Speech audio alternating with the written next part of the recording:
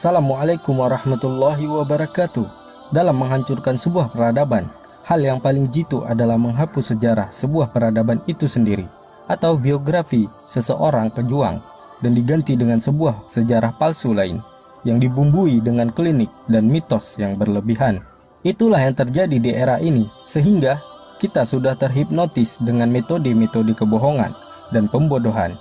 Hal ini cukup ampuh untuk menghancurkan sebuah generasi terbaik yang pernah ada. Seperti kisah yang akan kita bahas ini, seorang pejuang yang dianggap mayat hidup yang tak memiliki akal dan rasa. Seorang yang bisa dikatakan salah satu pejuang yang mengubah sejarah dunia. Zombie yang kini masih menjadi polemik baik dari kemunculannya hingga kepercayaannya. Baiklah, kita akan ungkap sejarahnya. Semoga menjawab pertanyaan yang kini terus hampa. Dan inilah sejarahnya.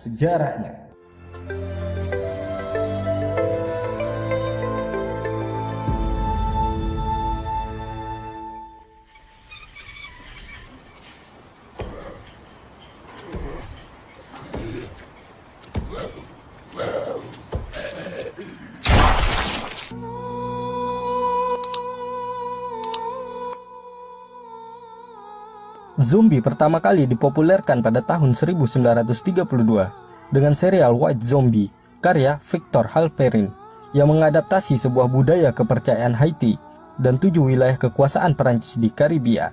Menurut sejarah versi ini mengisahkan tentang sebuah pulau Haiti yang terdapat kejadian-kejadian aneh, salah satunya tentang hal mistik yang mereka sebut dengan dukun voodoo. Dukun voodoo ini dapat membangkitkan orang yang sudah mati hidup kembali, padahal hanya Allah lah yang mampu melakukan hal tersebut. Selanjutnya, kejadian demi kejadian pun diliput. Salah satunya pada tahun 1907 Masehi, seorang wanita yang bernama Felicia Felix Mentor diyakini bangkit dari kuburnya. Setelah beberapa tahun dikubur, hal ini sontak membuat warga ketakutan hingga berlarian. Setelah diselidiki, ternyata ia dibangkitkan oleh seorang dukun voodoo, seperti yang diungkap oleh jurnalis Amerika Serikat yang bernama William Seabrook pada tahun 1920 Masehi. Dalam tulisannya, ia berkata, "Mereka bergerak seperti orang kaku atau mirip robot. Mata mereka mengerikan. Saya tak pernah membayangkan yang seperti itu," tulis Seabrook. "Mata mereka seperti mata orang mati, tidak buta tapi terbeliak."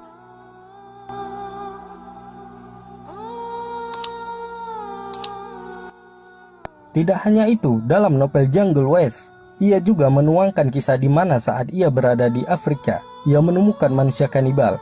Tetapi yang anehnya lagi, dengan rasa penasarannya, ia juga mencoba merasakan bagaimana menjadi seorang kanibal. Hal ini bisa Anda baca tentang kisah jurnalis satu ini, yang menurut kami sudah menceritakan hal yang melampaui batas. Terlebih penulis ini juga dikenal suka mabuk, serta berhalusinasi akan mistik, seperti ungkapan Roger Lockhart dalam tulisannya A Cultural History. Oleh karena itu, pernyataan orang seperti ini sangat tidak mungkin diambil nilai fakta sejarahnya. Kisah yang paling dikenal dan menjadikan nama zombie semakin meluas adalah kisah Clairvius Narcisse. Seorang penduduk asal Haiti ini konon dijelaskan dalam riwayat hidupnya pernah dijadikan tumbal oleh saudaranya sendiri kepada dukun voodoo untuk dijadikan zombie. Dijelaskan, ia diberi ramuan seperti racun ikan buntal, racun katak, dan ada yang menyebutkan serbuk tengkorak yang dapat membuat seseorang koma. Setelah itu, ia dikuburkan dan dibangkitkan oleh dukun voodoo untuk dijadikan zombie yang akan diperintah oleh majikannya sebagai buruh di kebun tebu. Jika kita telusuri kedua versi kisah ini, justru zombie adalah seorang yang menjadi target sihir dan teramat jauh dari sosok zombie yang ada pada saat ini. Namun, tidaklah segampang itu mengklaim kebenaran jika kita tidak menggali lebih dalam.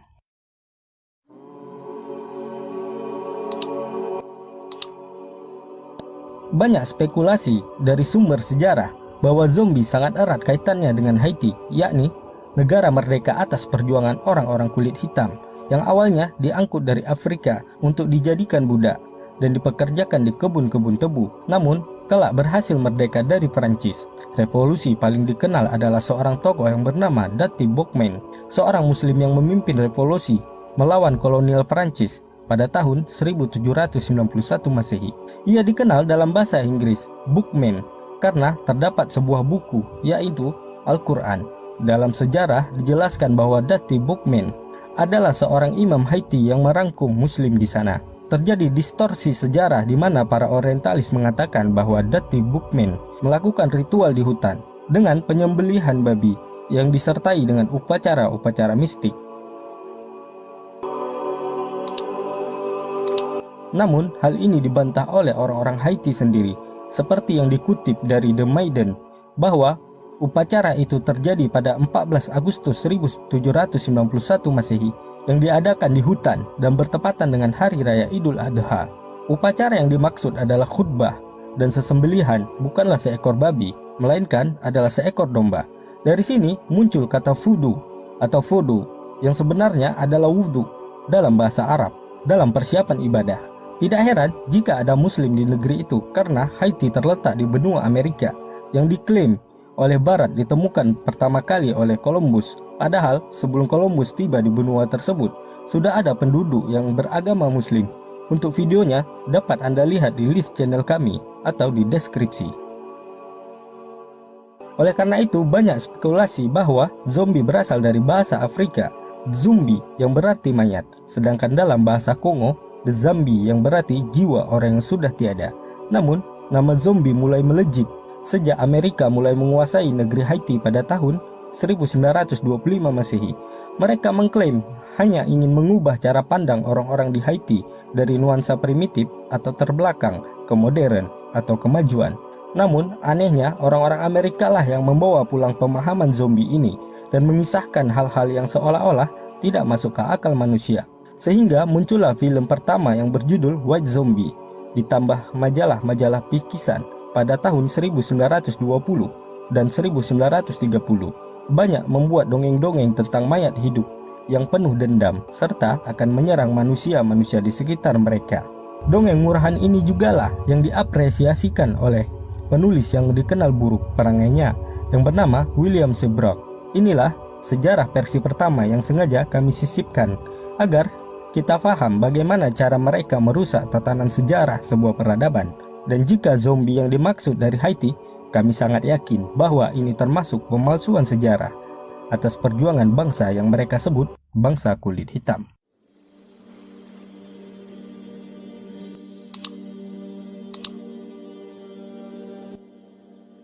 Selanjutnya, versi kedua yang bisa dikatakan sebagai pembanding dan tentu sebuah realita nyata dari sebuah perjuangan rakyat Brazil dalam mengusir penjajah Portugis. Dalam perjuangan heroik ini, tersuguh sebuah nama yang mungkin sudah kita kenal akhir-akhir ini, dan termasuk pahlawan berkulit hitam yang dianggap mampu membawa perubahan di dunia.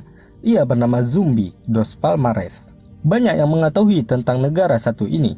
Brazil yang merupakan negara yang dikenal dengan pencetak generasi sepak bola ini, terlebih salah satu negara yang memiliki patung Yesus terbesar di dunia, ternyata mempunyai sejarah perjuangan tokoh-tokoh muslim Afrika dalam kemerdekaannya pada tahun 1822 dengan sistem monarki kerajaan dan menjadi republik pada tahun 1889 Masehi. Dalam sejarah dijelaskan, seorang raja terbesar dan terkaya di dunia, Abu Bakar II, dari kerajaan Mali pada tahun 1311 Masehi sudah mendarat di benua Amerika, salah satunya Brazil, 400 tahun sebelum Portugis menginjakkan kaki di negeri Samba ini. Para peneliti sejarah menjelaskan dengan 2000 kapal dan perlengkapan besar beliau rahimahullah berangkat dari pantai Gambia dan mendarat di pantai Brazil, sebuah tempat yang sekarang disebut Recife. Catatan ekspedisi Abu Bakar II ini juga ditulis oleh sejarawan muslim Al-Umari pada abad ke-14.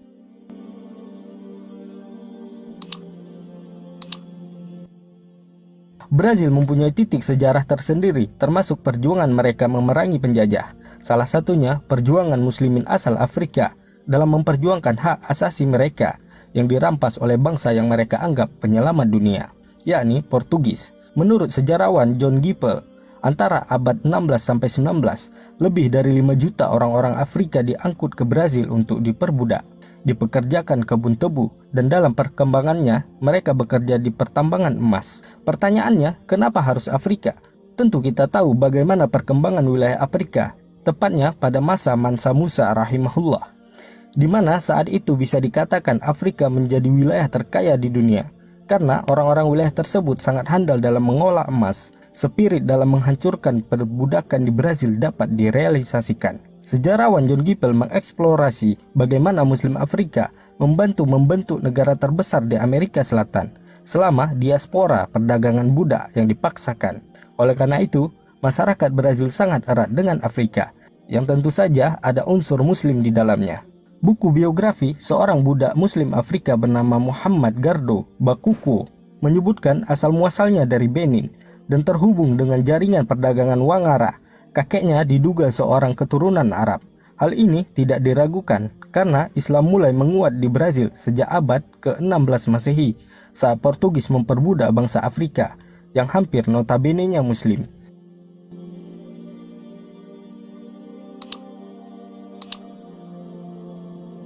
Namun keberadaan Muslim di Brazil menyebar di sejumlah kawasan Salvador, mulai dari Rio de Janeiro hingga ke kota-kota urban lainnya, bahkan sampai ke penjuru desa di Brazil.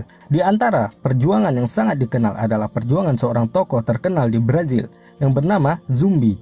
Ia lahir pada tahun 1655 Masehi di Palmares. Palmares sendiri didirikan pada tahun 1605 Masehi oleh 40 orang Afrika Tengah yang lari dari perbudakan. Di sini mereka membentuk pemukiman bebas yang mereka sebut Angola Janga, dan termasuk negara yang kuat dan merdeka, hingga dihancurkan oleh Portugis pada tahun 1695 Masehi. Zumbi termasuk keturunan Afrika Tengah. Zumbi dan saudara-saudaranya dibawa ke Amerika akibat pertempuran Wimla yang terjadi di Angola. Portugis berhasil memenangkan pertempuran tersebut dan menawan banyak pejabat-pejabat tinggi, termasuk ibunya yang bernama Sabina, sampai-sampai dijadikan budak di perkebunan Santa Rita yang kini disebut Timur Laut Brazil. Dan dari sinilah mereka melarikan diri ke Palmares. Pada usianya 6 tahun, Zumbi ditangkap dan diserahkan kepada pendeta Antonio Melo. Ia dibaptis dan diberi nama Francisco. Zumbi berhasil melarikan diri ke Palmares pada usianya 15 tahun, tepatnya tahun 1670 Masehi. Di usianya 20 tahun, Zumbi sudah dikenal karena kekuatan fisik dan kecerdasannya dalam strategi pertempuran. Menurut peneliti Habib Al-Kandi dalam bukunya The Illuminating the Blackness, Zumbi mendapat pengetahuan taktik militernya dari seorang yang bernama Karim Ibnu Ali Saifuddin, seorang muslim dari Afrika Utara. Dokumen lain menyebutkan Zumbi mendapat pengetahuannya dari orang-orang Moor. Moor merupakan sebutan orang-orang Eropa kepada orang-orang keturunan Arab atau Afrika, dan Moor merupakan muslimin yang tinggal di Andalusia pada abad pertengahan. Wallahu alam. Namun dari sini kita dapat menyimpulkan apa agama Zumbi, Muslim atau bukan. Jika menurut sejarah-sejarah yang kita teliti, kami lebih memihak bahwa Zumbi adalah seorang Muslim karena alasan bahwa 1. Zumbi tinggal di mana wilayah tersebut banyak dihuni oleh banyak Muslim Afrika. 2. Zumbi mendapat pengetahuan dari seorang Muslim yang sudah kami sebutkan. Tidak menutup kemungkinan ia juga mendapat dakwah Islam. 3. Jika ia seorang Nasrani, sudah tentu ia akan menetap dengan pendeta Antonio Melo. Namun ia memilih melarikan diri dan bergabung bersama pejuang-pejuang yang didominasi oleh Muslimin. Alasan lainnya ialah sistem pemilihan dalam kekuasaan sangat mirip dengan metode kerajaan Afrika, di mana penguasa dipilih dari para pejuang terbaik, dan Zumbi dipilih dengan cara ini. Dan ingat, Muslim tidak akan mungkin memilih pemimpin kafir.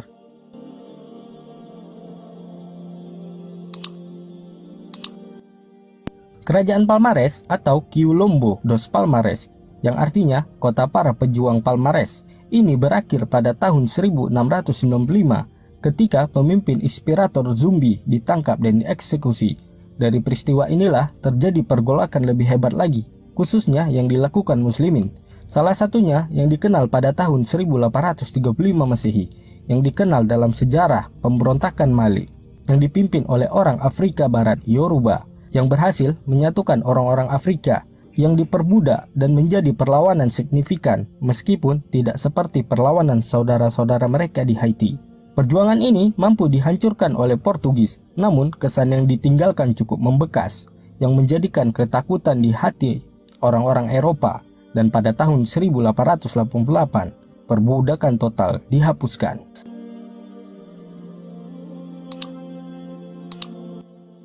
Inilah analisa dari sumber-sumber yang kami dapatkan tentang siapa zombie sebenarnya dan menghapus distorsi sejarah yang digaung-gaungkan.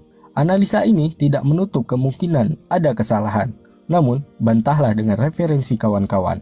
Jadi, kami menyimpulkan, dan ini menurut kami, zombie adalah sebuah rekayasa sejarah yang sengaja diciptakan untuk menghapus sisi perjuangan heroik bangsa kulit hitam yang diperbudak baik di Haiti ataupun di Brazil. Wallahu a'lam.